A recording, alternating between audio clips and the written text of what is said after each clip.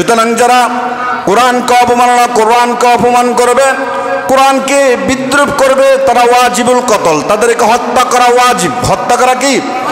শাইখুল ইসলাম ইবনে তাইমিয়া রাহিমাহুল্লাহ আলাইহি বলেছেন, পৃথিবীর সব মুসলমান একমত, সব মুসলমান একমত, যারা কোরআনকে অপমান করবে, কোরআনকে বাথরুমে নিক্ষেপ করবে, কোরআনকে লাথি মারবে, তাদের রক্ত হালাল, তাদেরকে হত্যা করা বৈধ। সিল্লাহ বলেন আল্লাহু আকবার।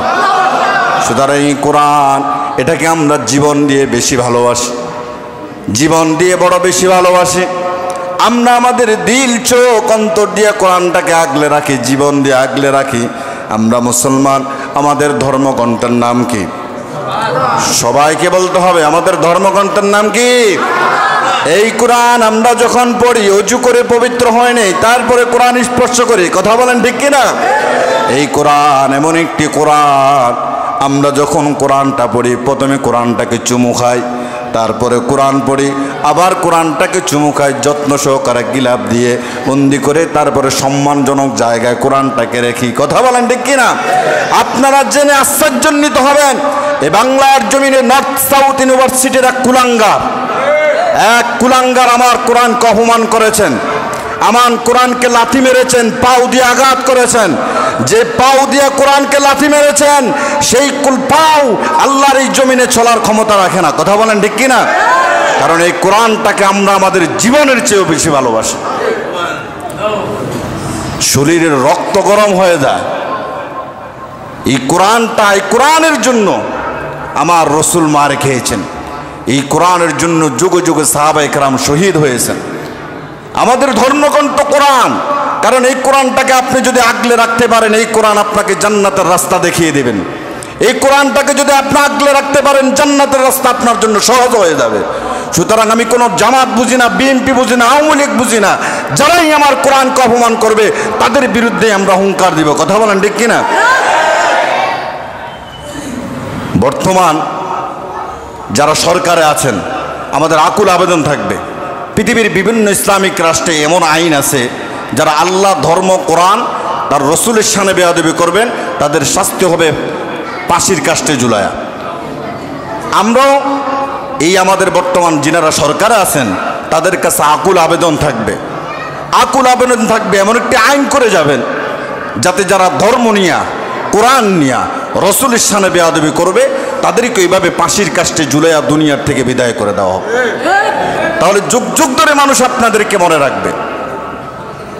ইমাম ইবনে তাইমিয়া রাহিমাহুল্লাহ আলাইহি বলেছেন, কোরআন অবমাননা যারা করবে, কোরআনকে অপমাননা যারা করবে, রসুলের শানে বেয়াদবি, আল্লাহর শানে বেয়াদবি, কোরআনের শানে যারা বেয়াদবি করবে, তাদের ফাঁসি কার্যকর হওয়ার পরে তাদের দাফন হবে না, তাদের কাফন হবে না, কোনো আলেম তাদের জানাজা পর্যন্ত পড়াতে পারবে?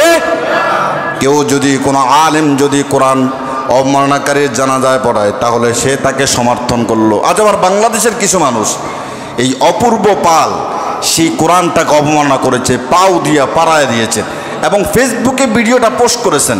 এখন এই বাংলাদেশের কিছু মুসলমান বলে সে পাগল। নাউজুবিল্লাহ বলবেন না? আচ্ছা বলেন তো, পাগলে কি কোরআনটাকে ছিঁড়ে তারপর এটাতে লাথি মেরে ভিডিও করে ফেসবুকে ছাড়তে পারে? পাগলের এই জ্ঞান থাকে?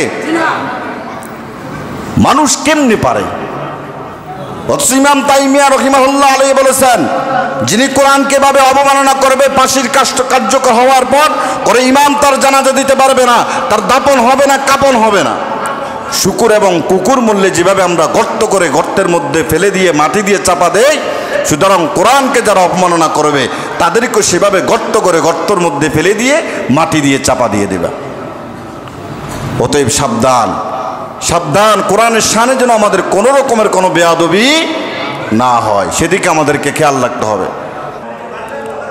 আল্লাহ সুবহানাহু ওয়া তাআলা আমাদেরকে অগণিত অসংখ্য নিয়ামত দান করেছেন,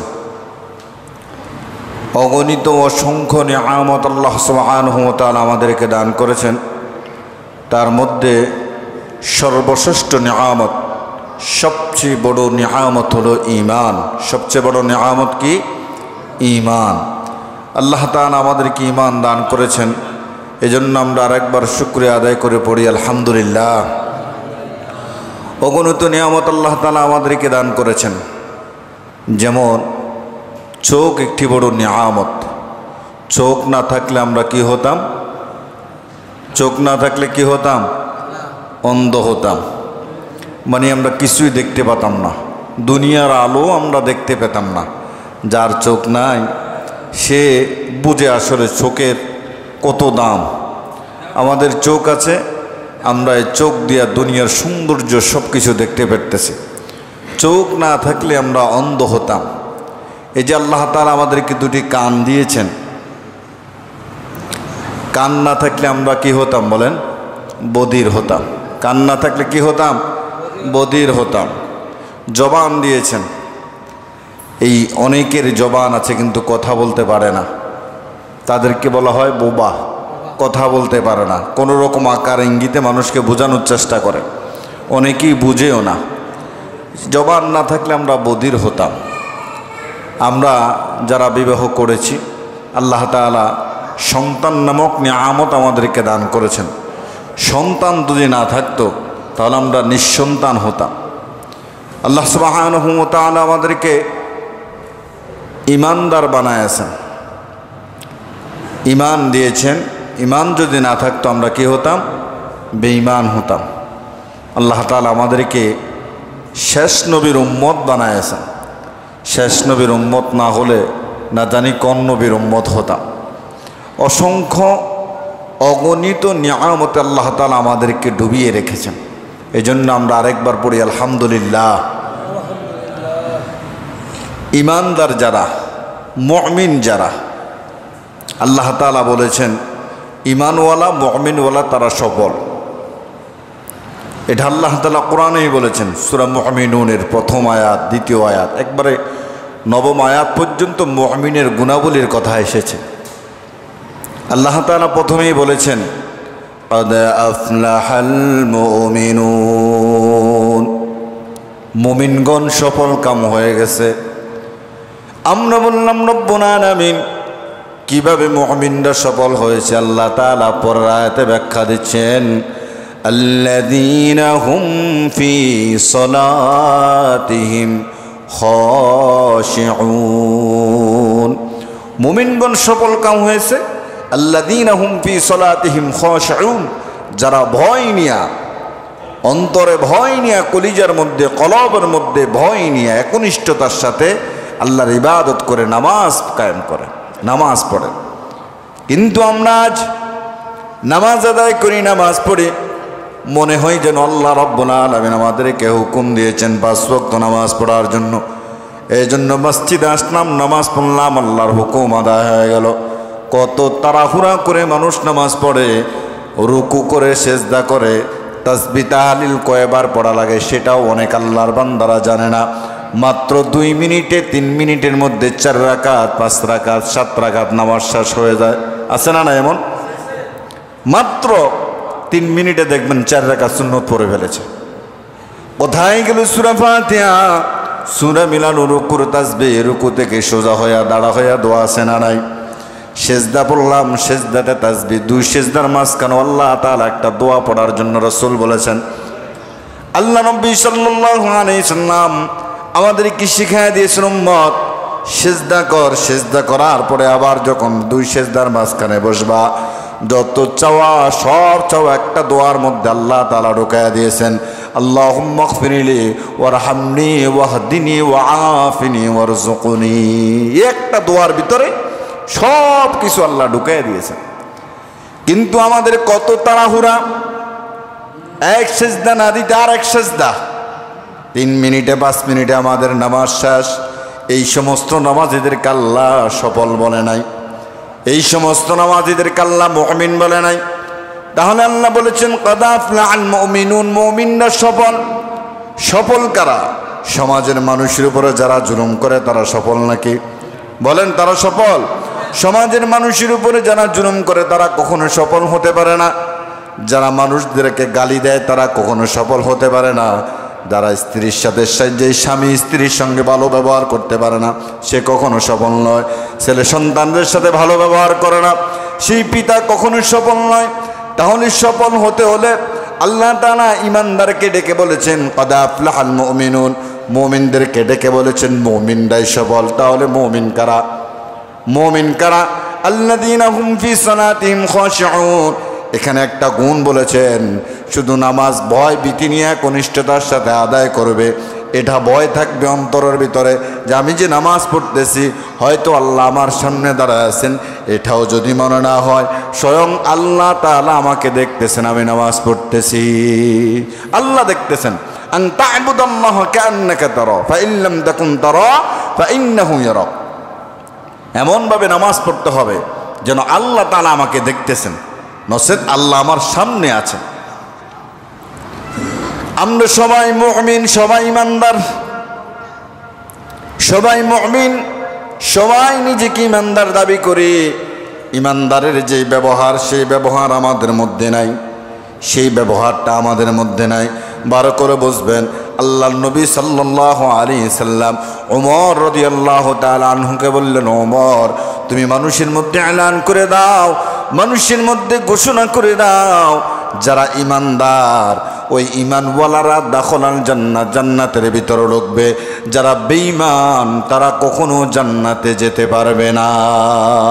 যারা বেঈমান, ইমানদার নয়, তারা কখনো আল্লাহর জান্নাতে প্রবেশ করতে পারবে।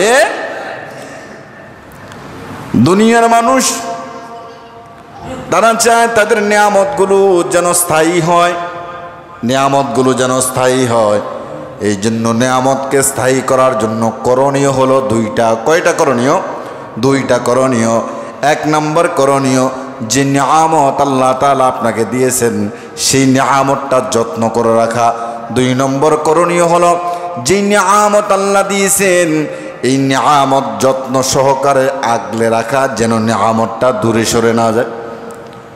আর আল্লাহ তাআলা অসংখ্য অগণিত নিয়ামতের মধ্যে সবচেয়ে দামি নিয়ামত হলো ঈমান। দামি নিয়ামত কি বলেন? আবার দামি নিয়ামত কি? সবচেয়ে দামি বড় নিয়ামত হলো ঈমান। তার উদাহরণ দিলে বুঝবেন। উদাহরণটা এভাবে বলি যে আল্লাহর এক বান্দা কোটি টাকার সম্পদ নিয়ে জাহাজের মধ্যে উঠলেন, অগ্রসর হবেন, সমুদ্রের ওই পাড়ে যাবেন, অন্য কোনো রাস্তায় অন্য কোনো দেশে তিনি যাবেন। কোটি টাকার সম্পদ নিয়ে জাহাজের মধ্যে উঠলেন। তার অন্তরের মধ্যে এই ভয়টা রয়েছে যে আমি যে জাহাজে করে উঠে অন্য দেশে যাব, এই জাহাজে যাওয়ার পরে সমুদ্রের মাঝখানে ঝড় তুফান হতে পারে, ঝড় তুফান হতে পারে, আমার এই সম্পদগুলো হারিয়ে যেতে পারে। এই সমুদ্রে রয়েছে জলদস্যু, যদি জলদস্যুর কবলে এই জাহাজ পড়ে যায় তাহলে আমার সম্পদগুলো ছুটে যাবে। এই জাহাজে এই সমুদ্রে রয়েছে বড় বড় হাঙ্গর মাছ, যদি হাঙ্গর মাছের সামনে জাহাজ পড়ে তাহলে আমার সম্পদ শেষ। রয়েছে বড় বড় কুমির, যদি কুমিরের সামনে পড়ে তাহলে আমার এই সম্পদ শেষ। সুতরাং তার গন্তব্যে পৌঁছা পর্যন্ত আল্লাহর বান্দা তার কোটি টাকার সম্পদটা পাহারা দিয়ে রাখে, যেন এই সম্পদ তার থেকে ছুটে না যায়, তার থেকে আলাদা হয়ে না যায়।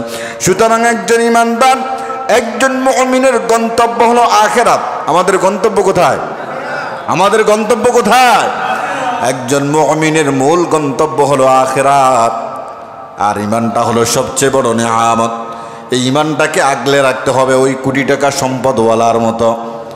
ইমানটাকে খুব যত্ন করে আগলে রাখতে হবে, কারণ আপনার আমার ইমানটাকে নষ্ট করার জন্য রয়েছে পুঁজিবাদ, সমাজবাদ, ধর্ম নিরপেক্ষতা, পৌত্তলিকতা, কাদিয়ানি মতবাদের মতো বিভিন্ন মতবাদ রয়েছে ইমানটাকে ধ্বংস করে দেওয়ার জন্য।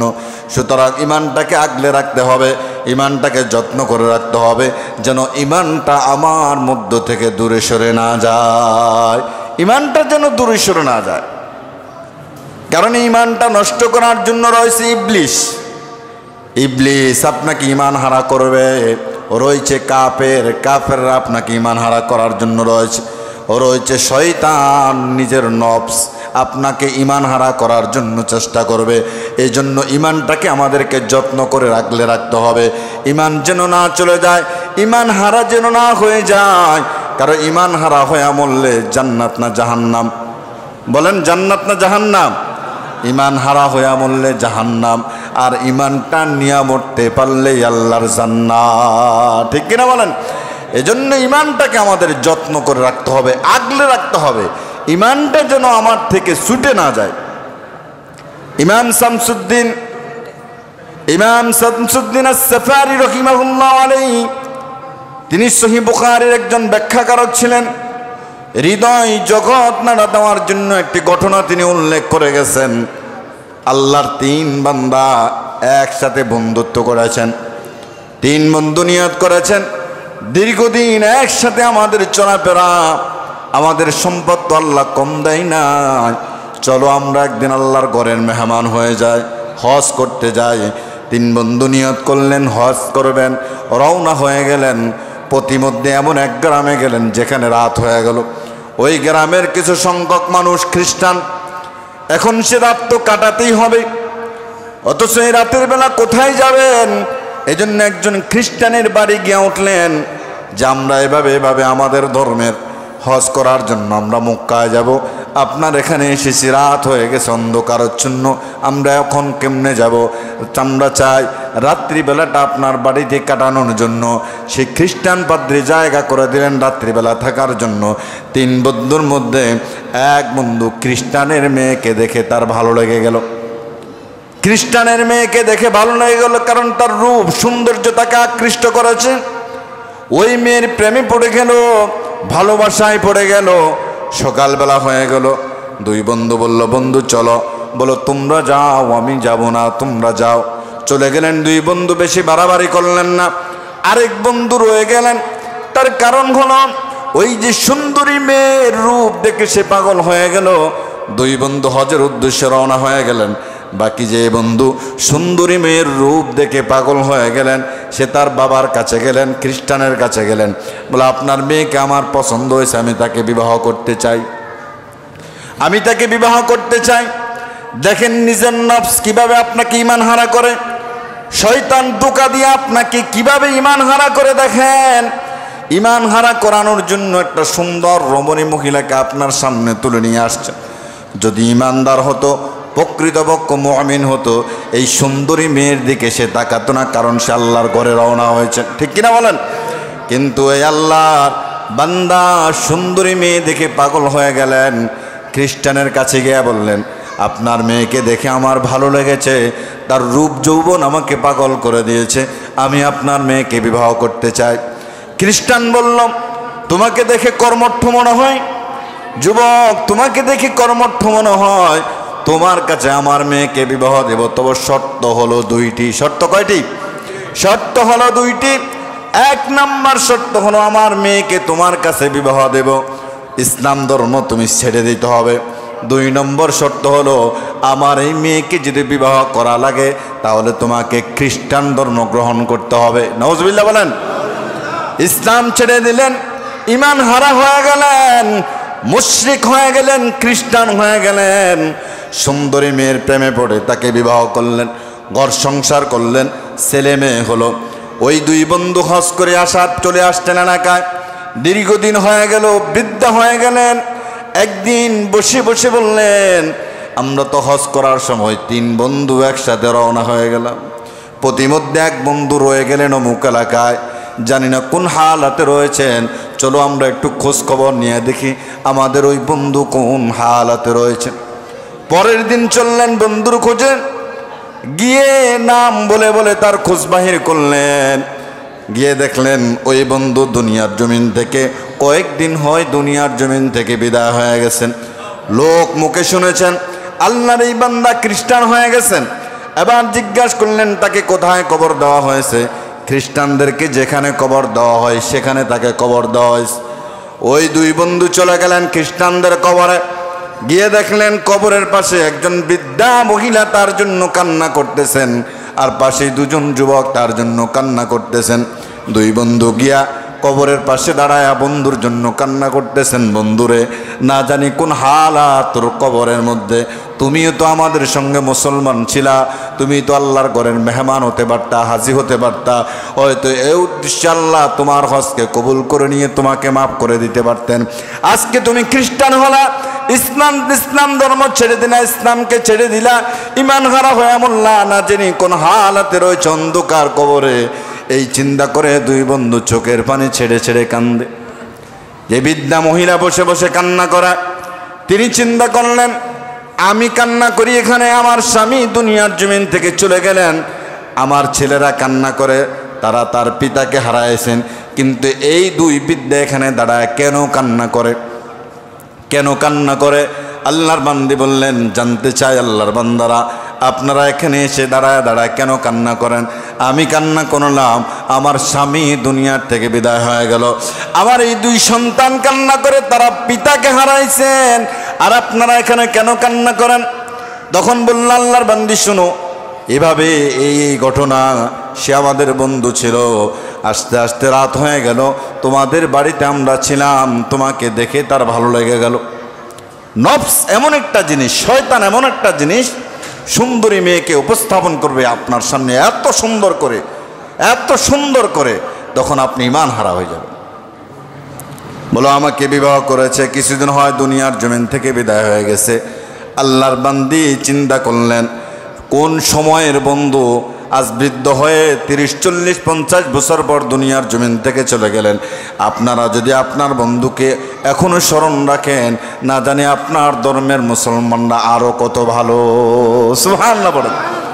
আল্লাহর বান্দি বুঝতে বাকি রইল না, পৃথিবীর এই শ্রেষ্ঠ ধর্মই হলো ইসলাম। আর দেরি করবেন না, আপনারা আমাকে কালিমা পড়ায়া মুসলমান বানায় দেন। সঙ্গে দুজন সন্তান দাঁড়ায়ছেন, তারাও চিন্তা করলো আমার মা বুদ্ধিমতী মহিলা, কোনোদিন কোনো কাজ ভেবে চিনতে ছাড়া করেন নাই, আমার মা যেহেতু ওই কাজটা করেছেন নিশ্চয়ই কাজটা ভালো হবে দেখেই আমার মা করেছেন। আমার মা যদি মুসলমান হয়, ইসলাম ধর্ম গ্রহণ করে, আমরা কেন পিছনে থাকবো? আমরাও আমার মায়ের সঙ্গে কালিমা পড়ে মুসলমান হয়ে যাব। সুবহানাল্লাহ। এবার কালিমা পড়ায় দিলেন, পড়েন লা ইলাহা ইল্লাল্লাহু মুহাম্মাদুর রাসূলুল্লাহ সাল্লাল্লাহু। আল্লাহর বান্দি দেখেন আল্লাহর কি কেরামত, মুসলমানকে আল্লাহ খ্রিস্টান বানায়া দুনিয়ার জমিন থেকে বিদায় করেছেন, আর খ্রিস্টানদেরকে মুসলমান বানায়া আল্লাহ দুনিয়ার জমিন থেকে সম্মানে নিয়ে গেছেন। সুবহানাল্লাহ পড়েন। এই জন্য সর্বক্ষণিক সব সময় সতর্ক থাকবেন, কোনো বেঈমানের কুণ্ডলে পড়ে, কোনো বেঈমানের রসনে পড়ে ইমানটা যেন হারায় না যায়। ইমান হারা হয়ে যদি অন্ধকার কবরে যান, বিপদ আছে না নাই? আছে না নাই? এই জন্য আল্লাহর একজন অলির ঘটনা সবাই জানেন। আল্লাহর একজন অলি কি একজন রাখাল ছাগল চড়ান, এই ছাগল চড়াতেন। তিনি বললেন আচ্ছা আল্লাহর অলি, আপনাকে আমি একটা প্রশ্ন করি। বলে কি প্রশ্ন? বলে বলেন তো আপনার মুখের দাড়ির দাম বেশি না আমার ছাগলের দাড়ির দাম বেশি? নাউজুবিল্লাহ বলবেন না? আপনার মুখের দাড়ির দাম বেশি না আমার ছাগলের মুখের দাড়ির দাম বেশি? আল্লাহর ওলি বললেন তুমি যেই প্রশ্ন করেছো এই প্রশ্নের উত্তর আমার জানা নাই, আমি সেই দিন তোমাকে এই প্রশ্নের উত্তর দিতে পারবো যেই দিন দুনিয়ার জমিন থেকে আমি চলে যাব। অর্থাৎ আমি যদি বেঈমান হইয়া মরি, ইমানদার হইয়া যদি মরতে না পারি, বেঈমান হইয়া যদি মরি, তোমার ছাগল কেন, আমার দাড়ির দাম একটা শুকুর কুকুরের সেবার নিকৃষ্ট।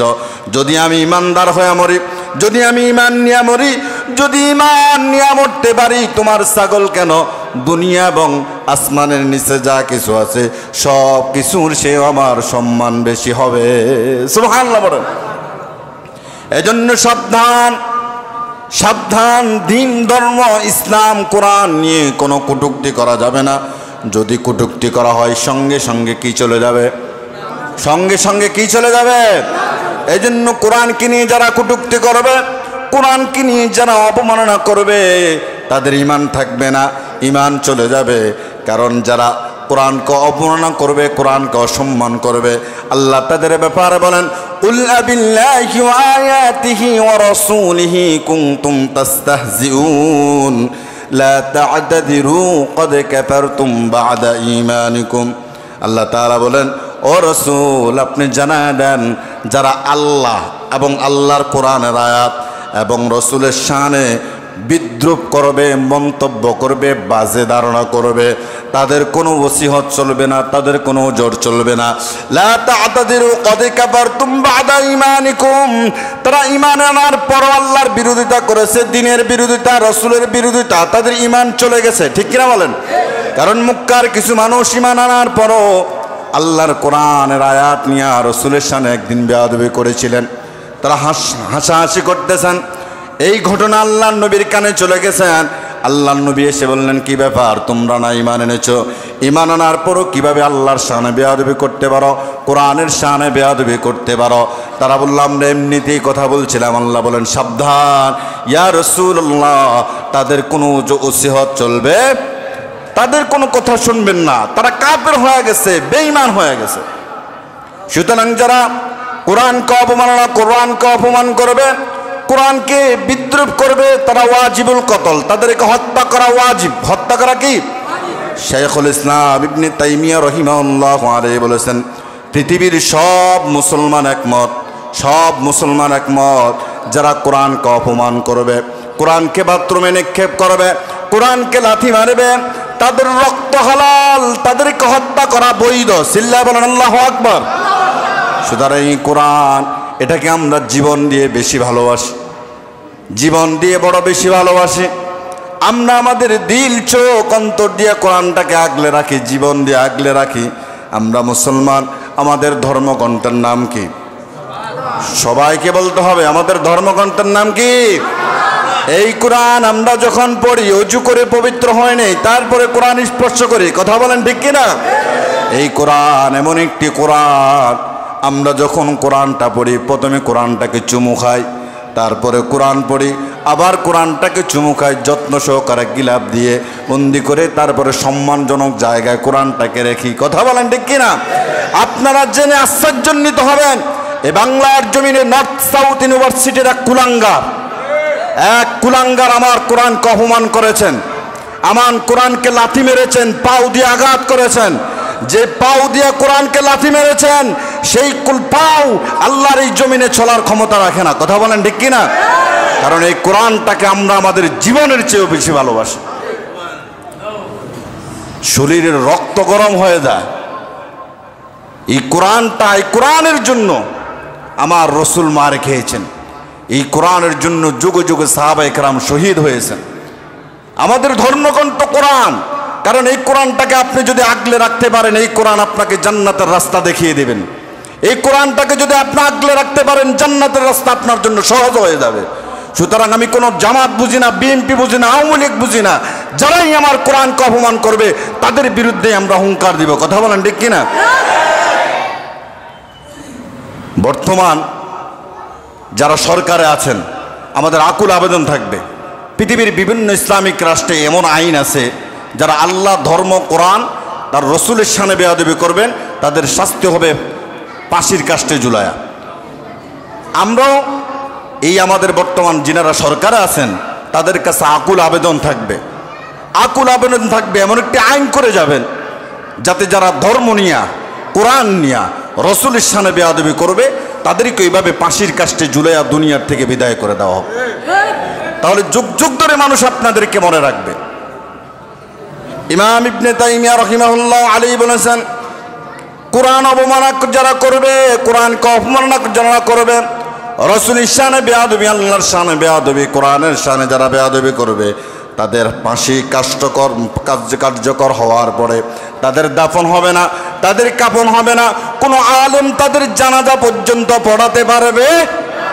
কেউ যদি, কোনো আলেম যদি কোরআন অবমাননাকারীর জানাজায় পড়ায়, তাহলে সে তাকে সমর্থন করলো। আজ আবার বাংলাদেশের কিছু মানুষ, এই অপূর্ব পাল, সেই কোরআনটাকে অবমাননা করেছে, পাও দিয়া পাড়ায় দিয়েছে এবং ফেসবুকে ভিডিওটা পোস্ট করেছেন।